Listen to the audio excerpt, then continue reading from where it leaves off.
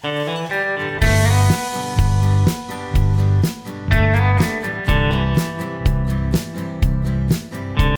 Friends, welcome to Madras சமையல். இன்றைக்கி நம்ம மெட்ராஸ் சமையலில் சூப்பரான ஒரு சைட் டிஷ் இடிச்ச கத்திரிக்காய் எப்படி பண்ணுறதுன்னு பார்க்கலாம். இது வந்து ஒயிட் ரைஸ், அப்புறமா தயிர் சாதம், அதுக்கப்புறமா இட்லி கூட பொடி மாதிரி தொட்டு சாப்பிட்றதுக்கு சூப்பரான காம்பினேஷனாக இருக்கும். இப்போ இது வந்து நம்ம செய்ய ஆரம்பிச்சிடலாம். இது பண்ணுறதுக்கு ஃபஸ்ட்டு ஒரு பேனில் 1 டேபிள் ஸ்பூன் எண்ணெய் சேர்த்துக்கோங்க. எண்ணெய் சூடானதும் இதில் 1/4 கப் வேர்க்கடலை அதை வந்து சேர்த்துட்டு நல்லா வறுபட்டு வரணும். கரிஞ்சிடக்கூடாது, அதனால மிதமான தீயில் வச்சுட்டு நம்ம வந்து வறுக்கணும். இப்போ பார்த்தோம் அப்படின்னா வேர்க்கடலை நல்லா வறுபட்டு வந்திருக்கு. இந்த ஸ்டேஜில் இதை எடுத்து நம்ம ஒரு மிக்ஸி ஜாரில் மாற்றிடலாம்.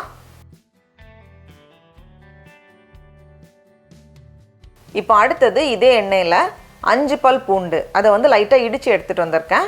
சேர்த்துட்டு பூண்டும் கரிஞ்சிடாமல் மிதமான தீயில் வச்சுட்டு நம்ம வந்து நல்லா செவக்க வறுத்து எடுக்கணும். இப்போ பார்த்தோம் அப்படின்னா பூண்டு நல்லா வறுப்பட்டு ரெடியாக இருக்குது. இப்போ இதையும் எடுத்து நம்ம அதே மிக்ஸி ஜாரில் மாற்றிடலாம். இப்போ மறுபடியும் இதே எண்ணெயில் 7லேருந்து 10 போல் காஞ்ச மிளகாய் சேர்த்துக்கோங்க. இது வந்து ரொம்ப காரமான மிளகாங்கிறதுனால நான் வந்து 7 மிளகாய் எடுத்திருக்கேன். உங்களுக்கு வந்து இன்னும் கொஞ்சம் காரம் வேணும்னா நம்ம வந்து 10 வரைக்கும் சேர்த்துக்கலாம். இப்போ மிளகாய் லைட்டாக வறுப்பட்டதும் இதில் 1/2 டீஸ்பூன் மல்லி விதைகள், கூடவே 1/2 டீஸ்பூன் சீரகம் சேர்த்துட்டு மிதமான சூடில் வச்சுட்டு நம்ம வந்து வறுத்து எடுக்கணும். இப்போ பார்த்தோம் அப்படின்னா எல்லாமே நல்லா வறுப்பட்டு நல்லா வாசனை வந்திருக்கு. இப்போ இதையும் எடுத்து நம்ம அதே மிக்ஸி ஜாரில் மாற்றிடலாம். மாற்றிட்டு இது கூடவே ஒரு சின்ன துண்டு புளி, அதுக்கப்புறமா தேவையான அளவு உப்பு, இந்த மசாலாவுக்கு தேவையான அளவு உப்பு மட்டும் நம்ம இப்போ சேர்த்துக்கலாம். சேர்த்துட்டு இதை வந்து இந்த மாதிரி கொஞ்சம் நிறையா அரைச்சி எடுத்துகிட்டு வந்திருக்கேன். மசாலா ரெடியாக இருக்குது. இப்போ அடுத்தது நம்ம வந்து கத்திரிக்காவை ரெடி பண்ணிடலாம். நான் இன்றைக்கி வந்து 4 மீடியம் சைஸ்டு கத்திரிக்காய் எடுத்திருக்கேன். அதை வந்து கொஞ்சம் சின்னதாக மெல்லிஸாக நம்ம வந்து கட் பண்ணணும். அப்போ தான் வந்து நல்லா பொரிஞ்சு வரும், இல்லைனா கிறிஸ்பியாக இருக்காது. அதனால் கொஞ்சம் மெல்லிஸாக நீளமாக இந்த மாதிரி கொஞ்சம் மெல்லிஸாக கட் பண்ணிக்கோங்க. அப்போ தான் நல்லா ஒரு சிப்ஸ் மாதிரி வரும். இந்த மாதிரி எல்லாத்தையுமே கட் பண்ணதுக்கப்புறமா இதை வந்து நம்ம தண்ணியில் போட்டு வச்சிடலாம். அப்போ தான் கலர் மாறாமல் இருக்கும். இப்போ 4ம் கட் பண்ணி ரெடியாக வச்சுருக்கேன். இந்த தண்ணியை ஃபுல்லாக வடிகட்டிட்டு நம்ம வந்து சேர்க்கணும். நல்லா ஒரு வாட்டி புழிஞ்சுக்கோங்க, ஏன்னா தண்ணி ரொம்ப இருந்துச்சுன்னா கிறிஸ்பியாக வராது. அதை நல்லா புழிஞ்சிட்டு இதை வந்து ஒரு பவுலில் மாற்றி வச்சிடலாம். இப்போ இது கூட சேர்க்குறதுக்கு 2 டேபிள் ஸ்பூன் கடலை மாவு, கூடவே 2 டேபிள் ஸ்பூன் அரிசி மாவு, அப்புறமா காரத்துக்கேற்ப மிளகாய்த்தூள். நான் வந்து 3/4 டீஸ்பூன் போல் மிளகாய்த்தூள் சேர்த்துருக்கேன். கடைசியாக தேவையான அளவு உப்பு. எல்லாத்தையும் சேர்த்துட்டு நம்ம மிக்ஸ் பண்ணுறப்போவே கரெக்டாக வந்துடும். எக்ஸஸ் தண்ணி சேர்க்காதீங்க, ஏன்னா கத்திரிக்காயில் வந்து லேசாக அந்த தண்ணி ஈரப்பதம் இருக்கும்ல, அது வந்து அப்படியே எல்லா மாவையும் வந்து கோட் பண்ணிடும். அதனால ரொம்ப மாவு நம்ம சேர்த்துற வேண்டாம். ரொம்ப மாவு சேர்த்தோன்னா பஜ்ஜி மாதிரி ஆகிரும். இந்த ஸ்டேஜ் வந்து கரெக்டாக இருக்கும். இப்போ இதை வந்து நம்ம எண்ணெயில் போட்டு பொரிச்சு எடுத்துடலாம்.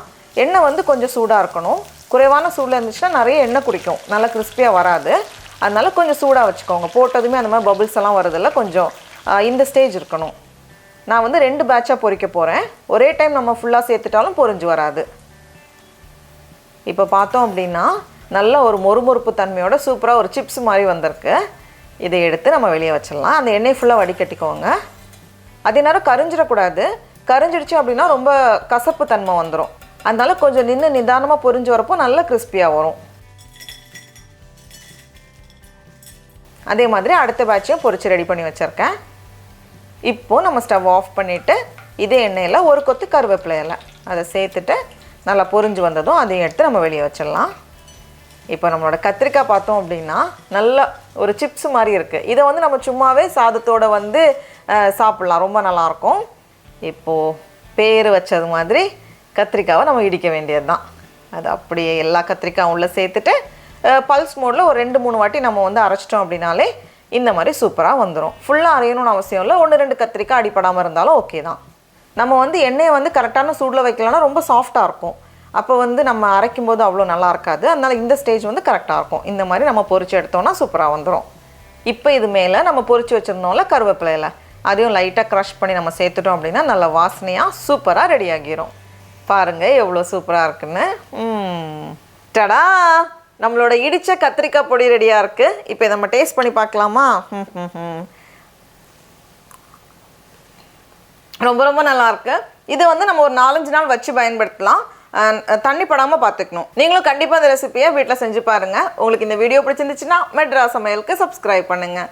நாவின் சுவையரம்புகள் மலரட்டும்.